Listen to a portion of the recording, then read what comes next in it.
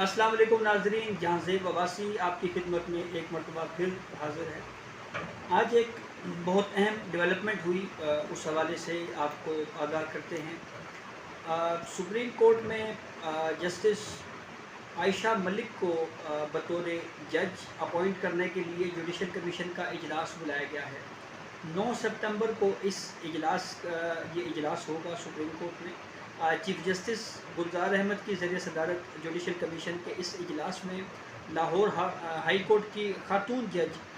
Justice Ayesha Malik को supreme court में तैनात करने के लिए ये मामला जो है वो ज़ेर गौर आएगा। सबसे पहले हम इस जो अपॉइंटमेंट है इसकी बहुत ज़्यादा अहमियत है, उसके ऊपर भी बात कर लेते हैं। उसके बाद हमारी वीडियो का जो दूसरा सेगमेंट होगा उसमें हम आपको बताएंगे कि इस जो तैनाती है जस्टिस आयशा मलिक की, इस हवाले से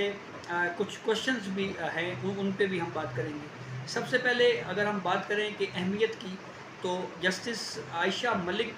की सुप्रीम कोर्ट में तैनाती के हवाले से जो जुडिशल कमीशन का इजलास है वो 9 सितंबर को बुलाया गया है। चीफ जस्टिस गुलजार अहमद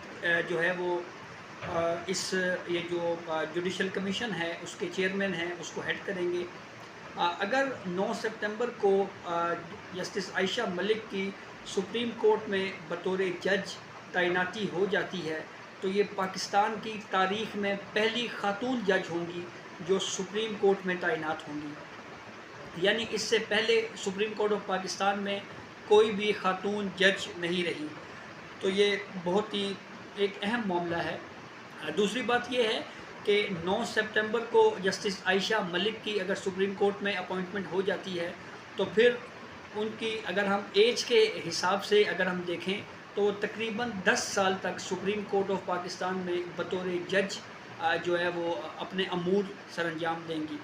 अगर हम मज़ीद इस मामले को देखें तो हमें ये मालूम होता है कि जस्टिस याहिया अफरीदी जो है वो चीफ़ जस्टिस ऑफ पाकिस्तान के ओहदे से जब वो चीफ जस्टिस ऑफ पाकिस्तान बनेंगे तो वो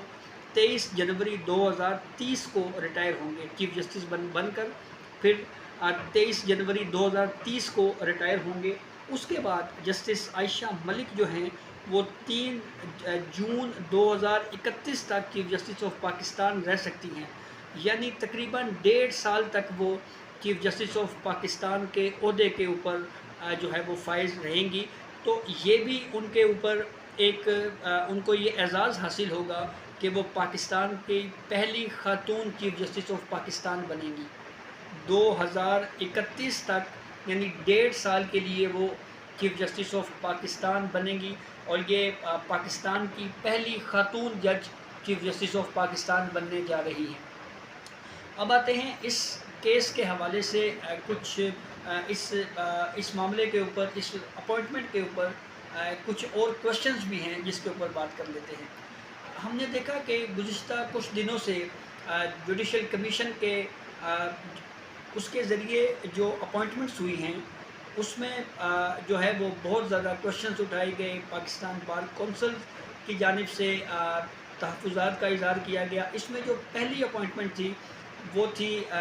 सिंध हाई कोर्ट से जस्टिस मोहम्मद अली मज़हर को सुप्रीम कोर्ट में जब लाया गया तो उसके ऊपर पाकिस्तान बार कौंसिल ने और वकला तंजीमों ने जो है वो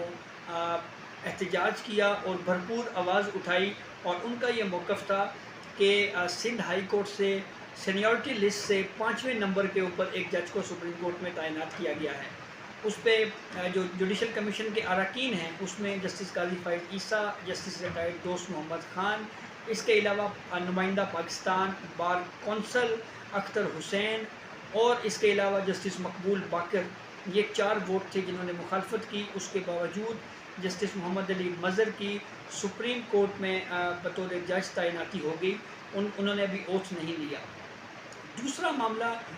उस वक्त जो है वो बहुत ज़्यादा जुडिशल कमीशन का ज़ेर बहस रहा जब चीफ जस्टिस ऑफ पाकिस्तान ने chief justice Sindh high court को सुप्रीम कोर्ट में बतौर एडहॉक जज तैनात करने के लिए एक इजलास बुलाया। जब ये इजलास अभी होना था तो chief justice Sindh high court ने एक लेटर के ज़रिए जुडिशल कमीशन को आगाह किया اور انہوں نے اپنے موقف سے آگاہ کیا کہ میں بطور ایڈ ہاک جج سپریم کورٹ آف پاکستان میں اپوائنٹ نہیں ہونا چاہتا۔ اس کے باوجود جوڈیشل کمیشن کا اجلاس ہوا اور پھر اس اجلاس میں یہ کہا گیا کہ ہم 1 سال کے لیے chief justice Sindh high court کو بطور ایڈ ہاک جج سپریم کورٹ تعینات کرنے کی سفارش کرتے ہیں۔ اس معاملے کے اوپر اگر ہم دیکھیں تو 4 ووٹ مخالفت کے پڑے، جس میں جسٹس قاضی فائز عیسیٰ جو کہ ہمیشہ انہوں نے آزاد عدلیہ کے لیے جو ہے وہ آواز بھی اٹھائی ہے، اور ہم نے دیکھا کہ اپنے فیصلوں کے ذریعے بھی انہوں نے آزاد عدلیہ کے بارے میں بات کی اور بہت کھل کر بات کی۔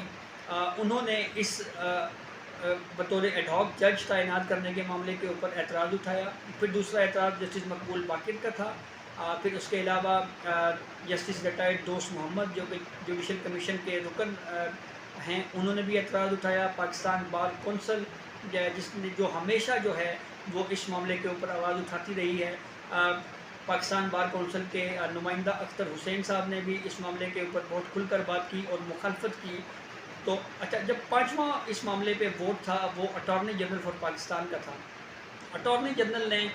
Chief justice Sindh high court کی بطور جج 1 سال کے لیے اپوائنٹمنٹ جو ہے وہ معاملہ chief justice Sindh high court کی رضامندی سے مشروط کر دیا، اور یہ کہا کہ اگر chief justice Sindh high court 1 سال کے لیے ایڈ ہاک جج آنا چاہتے ہیں تو ان کو کوئی اعتراض نہیں ہے۔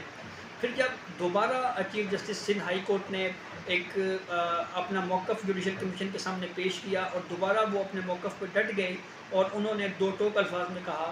کہ وہ ایڈ ہاک جج کے طور پر سپریم کورٹ میں نہیں آئیں گے، اگر ان کو اپوائنٹ کرنا ہے تو مستقل جج کے طور پر تعینات کیا جائے۔ اہم بات یہ ہے کہ 17 اگست کو جسٹس مشیر عالم اپنے عہدے سے سبکدوش ہو رہے ہیں، ان کی مدت جو ہے بطور جج وہ ختم ہو رہی ہے، تو ان کی جگہ پہ سندھ ہائی کورٹ سے ایک جج کو لایا جانا تھا۔ لیکن یہاں پہ دلچسپ بات یہ ہوئی کہ پہلے chief justice Sindh high court کو سپریم کورٹ میں لانے کی بجائے جو سینیورٹی لسٹ میں 5ویں نمبر پہ جج تھے جسٹس محمد علی مظہر، ان کو لایا گیا۔ پھر اس کے بعد chief justice Sindh high court کو بطور ایڈ ہاک جج لانے کے لیے جو ہے وہ جوڈیشل کمیشن کا اجلاس بلایا، لیکن chief justice Sindh high court نے اس سے انکار کیا، اور پھر اس کے بعد لاہور ہائی کورٹ سے جسٹس عائشہ ملک کو اب سپریم کورٹ میں تعینات کرنے کے لیے جو ہے اب یہ جوڈیشل کمیشن کا اجلاس بلایا گیا ہے۔ تو یہ بہت اہم سوال ہے کہ chief justice Sindh high court کو ایڈ ہاک جج کے طور پر کیوں لیا جا رہا تھا یا کیوں لیا جانا چاہیے تھا، کیونکہ ان کو بطور مستقل جج بھی اپوائنٹ کیا جا سکتا تھا،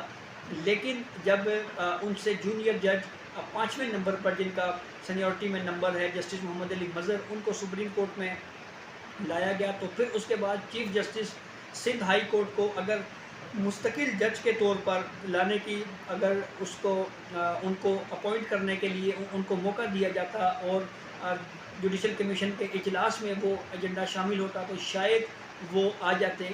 لیکن ان کو ایڈ ہاک جج کے طور پر جو ہے وہ سپریم کورٹ میں تعینات کرنے کے لیے بات کی گئی، ان کو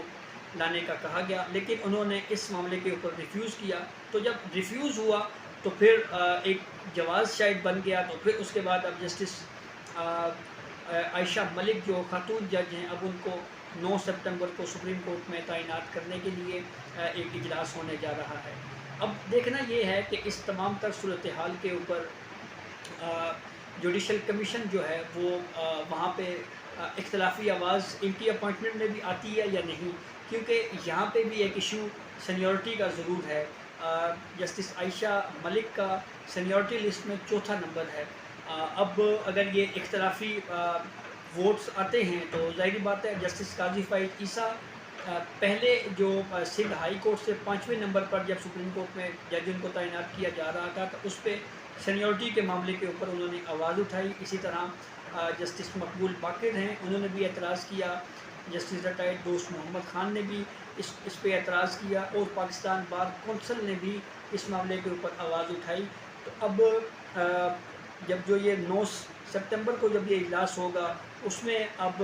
اختلافی ووٹ تو اگر ہم اس ماضی کو سامنے رکھیں تو ہو سکتا ہے کہ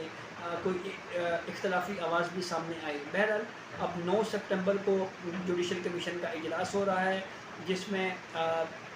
لاہور ہائی کورٹ کی جسٹس عائشہ ملک کو سپریم کورٹ میں اپوائنٹ کرنے کے لیے یہ معاملہ زیر غور آئے گا. اگر جسٹس عائشہ ملک سپریم کورٹ میں اب تعینات کرنے کی سفارش جوڈیشل کمیشن کی جانب سے کر دی جاتی ہے تو پھر اس کے بعد وہ ملک کی پہلی